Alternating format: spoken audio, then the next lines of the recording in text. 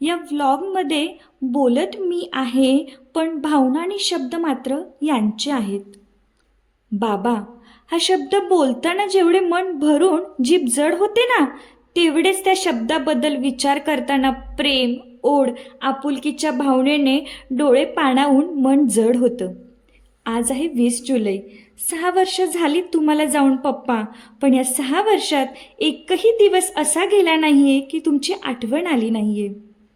तुमचे ते कठोर शब्द, पण डोळे मात्र प्रेमाच्या भावनेने तुडुंब भरलेले अजूनही मला पाहतायत असंच वाटतंय. तुम्ही गेलात सोडून, पण मागे मात्र तुमचा निखिल तुमची हाक ऐकायला आसुसतोय पप्पा.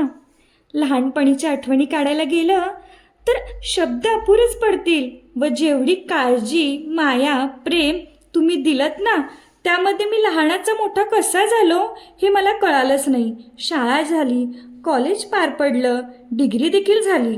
आयुष्याच्या प्रवासात 25शीत येऊन पोचलो. पण तेव्हा हा अचानक तुम्ही आम्हाला सोडून गेलात व हा धक्का अजूनही आम्ही सावरलेलो नाहीये.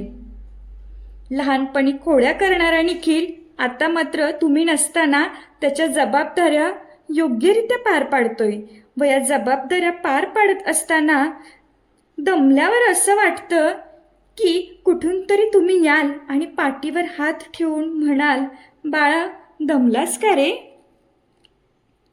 आयुष्यात छोटी मोठी ठेच लागली की आपण लगेचच आई ग असं म्हणतो, पण जेव्हा मोठं संकट समोर येऊन ठेपतं ना, तेव्हा मात्र तोंडातून बाप रे असंच आपण म्हणतो.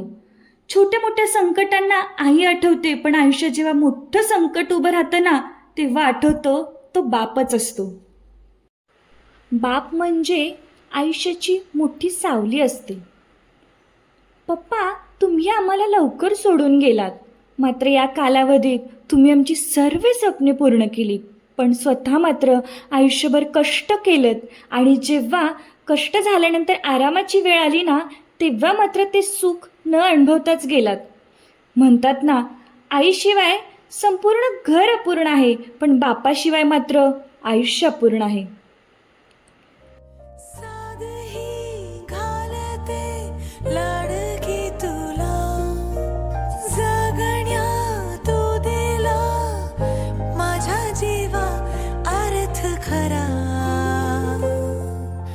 बाबा थांबणार तू, बाबा जाऊ नको दूर, बाबा थांबणार तू, बाबा.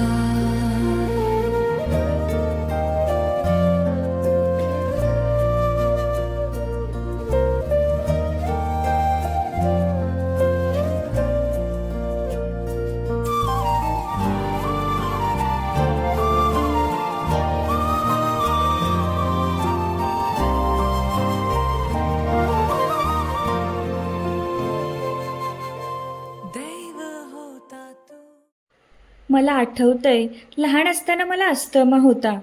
आपण तेव्हा कोकणातील कात्रण या ठिकाणी राहत होतो. तिथे गाड्यांची सोय नव्हती. अशा वेळी तुम्ही मला खांद्यावर बसून 2-2 डोंगर चढून उतरून दवाखान्यात नेलत. रात्र जागून तुम्ही व मम्मीनी माझी काळजी घेतलीत. हे खाऊ पिऊ घालून मला मोठं केलं.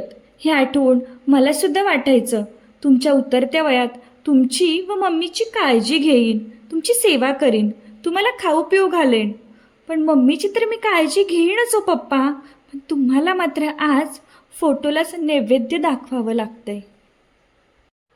पप्पा या आयुष्यात तुम्ही मला सर्व काही शिकवलं, पण तुमच्याशिवाय जगायचं कसं हेच नाही शिकवलं.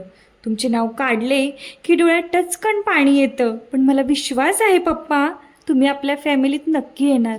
मिस यू पप्पा.